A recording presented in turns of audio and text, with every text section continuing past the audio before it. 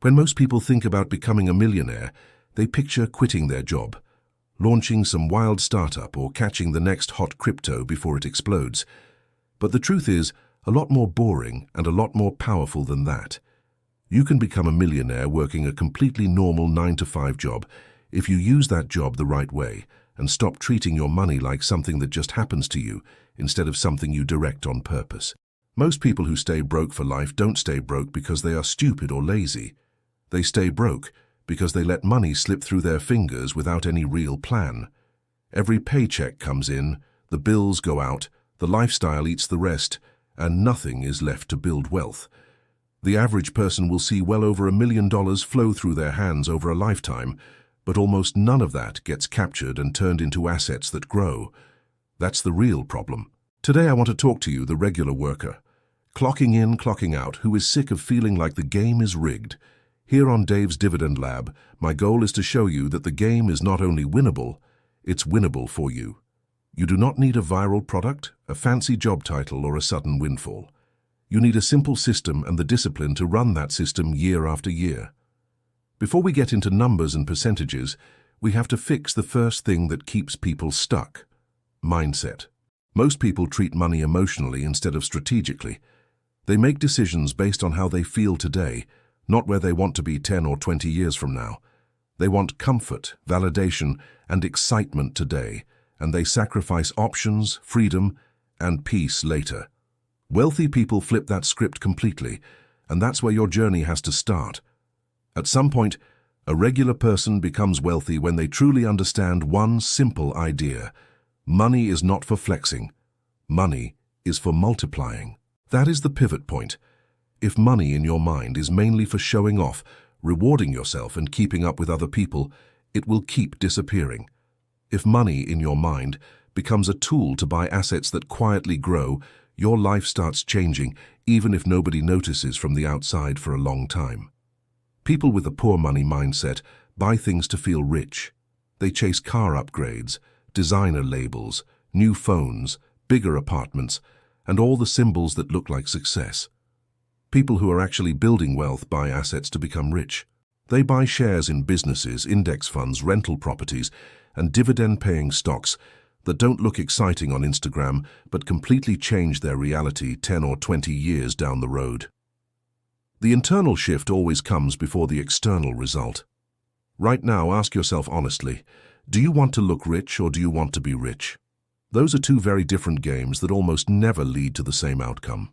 Looking rich usually requires you to drain your future to impress people today. Being rich requires you to disappoint your ego now so that future you can live with choices, freedom, and security. Your 9-to-5 can absolutely fund the second path if you're willing to stop playing the first. If this message is already hitting you a little, pause for a second. If you want more content like this, built for regular people who want to use simple systems to build real wealth, make sure you subscribe to Dave's Dividend Lab, hit that like button, and drop a quick comment telling me where you are in your journey right now. Are you just starting, rebuilding, or already investing? That helps this content reach more people just like you. Now let's talk about the main engine that turns a normal job into millionaire status: automatic investing. This is where most people completely miss the point. They try to find room to invest whatever is left after the month happens. That never works for long. Something always comes up: a surprise expense, a birthday, a trip, an impulse purchase. If investing is not automated, it becomes optional, and optional things get skipped the moment life gets uncomfortable. Automatic investing means your money has a job before it even hits your checking account. It looks like this in practice. You set your employer plan to send a percentage of every paycheck straight into your 401k or similar account. You set up an automatic transfer from your bank into a Roth IRA or brokerage every single month. Inside those accounts, you automate buying a broad index fund and, if you want, a basket of solid dividend-paying companies. You take your thinking out of the way. This set-it-and-forget-it approach is not about being lazy. It's about removing the need for willpower. If you have to manually decide to invest every paycheck, there will be months when you don't. When investing is just part of the background, like taxes or health insurance, you keep going even when you're tired, stressed, or distracted. That steady, boring consistency is what builds a seven-figure net worth off a normal income over time. Boring is where the magic lives. But here's the hard truth very few people want to say out loud. Most people are underinvesting. They are putting in 2%, 3%, maybe 4% of their paycheck and expecting millionaire results. That is not enough. If you invest 3% of your income, yes, you might technically hit $1 million someday, but it may take you 50 or 60 years, and inflation will have eaten a lot of the power of that money by the time you get there. If you're serious about building wealth on a regular salary, you have to be willing to play at a different level than the average person. That might mean committing to investing 10% of your income, then 15%, and eventually even 20% or more as your income grows and your lifestyle stabilizes. That is what compresses the timeline. The math is not magic. More invested over time at a reasonable return equals a bigger snowball rolling faster down the hill. Instead of thinking I can only afford 3%, flip the question. Ask, how could I restructure my budget so I can push to 10% or 15%, even if it feels tight at first? Sometimes that means saying no to upgrades you feel you deserve. Sometimes it means driving your current car for a few more years, cooking at home more often, or delaying that expensive vacation for a season while you build your foundation. Short-term sacrifice, long-term flexibility. One powerful experiment. Try cranking your retirement or investment contribution way up for just a couple of paychecks. If you are at 4% now, see what it feels like to set it to 15 or 20% for 1 month. You might be surprised at how quickly your lifestyle adapts. You will also be shocked at how fast the invested amount grows when the percentage is meaningful. Even if you settle back down later, you've just proven to yourself that you can play bigger. Of course, investing more only works if you keep the other side of the equation under control. Spending. This is where the third pillar comes in, which is taking real control of your money. Not hoping, not winging it, but stepping into the role of the boss. Every dollar you earn needs a job. If you don't assign it a job, it will invent one on its own, and that job will usually be something that looks fun but doesn't build your future. People love to say, if I made more money, I'd be fine. But we've all seen people making $100,000, $200,000, even $300,000 a year who are drowning in debt and stress. We've also seen people making $60,000 or $70,000 with chunky six-figure portfolios and calm lives. The difference is not raw income. The difference is how much they keep, what they do with what they keep, and how disciplined they are when their income goes up. Lifestyle creep is one of the silent killers of wealth. Every time you get a raise or some extra money, your default reaction might be, I work hard, I deserve this upgrade. New car, nicer apartment, more subscriptions, more trips, more everything. If every raise turns into a higher monthly obligation, your wealth never gets a chance to grow. You're spinning on a prettier treadmill, but it's still a treadmill, and you never get off. That pattern will rob you of decades. A simple rule you can start using immediately. Whenever your income increases, allow yourself only a small percentage of that raise for lifestyle, maybe 5 or 10%. Send the rest straight into investing. That way your lifestyle can slowly improve over time, but your savings and investing rate improve even faster. You will barely feel the sacrifice after a few months, but 10 years down the line, the gap between old you and intentional you will be enormous. Another practical move to protect yourself from impulsive spending is installing a delay between the desire and the purchase. For any big purchase that isn't essential, give yourself a waiting period. Maybe 5 days, 10 days, even 30 days if you tend to be impulsive. If you still want that thing badly after the delay and it fits your plan, go ahead. But you will be amazed how many urgent wants simply fade away when they are not allowed to become instant buys.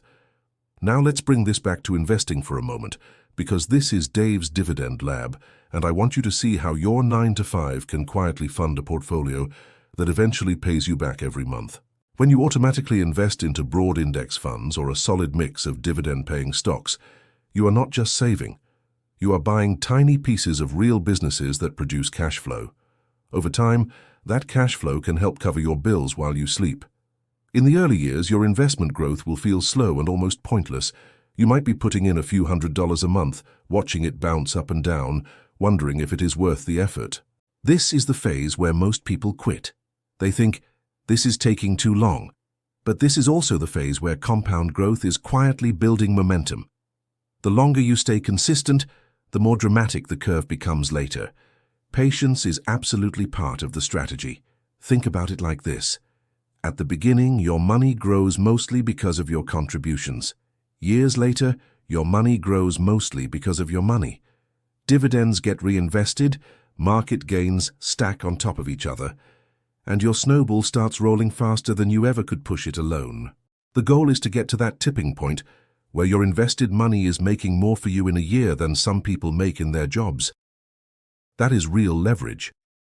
Let's talk about the fear that often holds people back, especially when the cost of living is high and inflation feels out of control. You might be thinking, Dave, everything is expensive, wages are not keeping up. How am I supposed to invest? That is a fair question. But here's the uncomfortable truth. Even in tough times, there are people quietly building wealth. If some people are winning with the same economy you're in, that means the game is winnable. That doesn't mean it is easy, or that everybody has the same starting point. They don't. But if other regular workers are using their paycheck to slowly build ownership in real assets, then the system, while imperfect, can be conquered.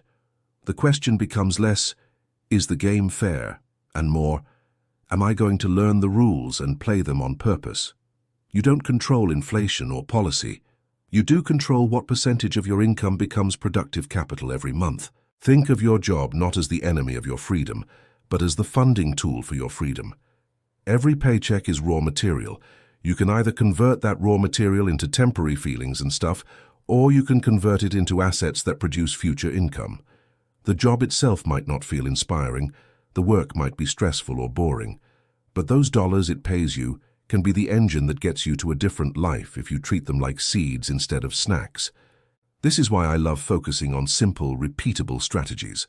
Automatic contributions into retirement accounts, regular investments into index funds, and a long-term tilt toward quality dividend payers that send you cash year after year. You do not need exotic strategies to become a millionaire on a normal income.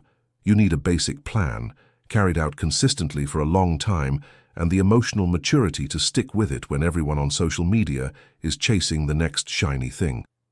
Your plan might look something like this. First, you get 3 to 6 months of basic expenses in a simple emergency fund so that you are not constantly blowing up your investments every time something goes wrong. Second, you crank up your workplace retirement contributions at least to the point of capturing any employer match, because that is free money. Third, you add automatic contributions to a Roth IRA or brokerage account, mainly buying broad, low-cost index funds. Simple, powerful. As your income increases, you loop back and raise those contribution percentages instead of expanding your lifestyle every time.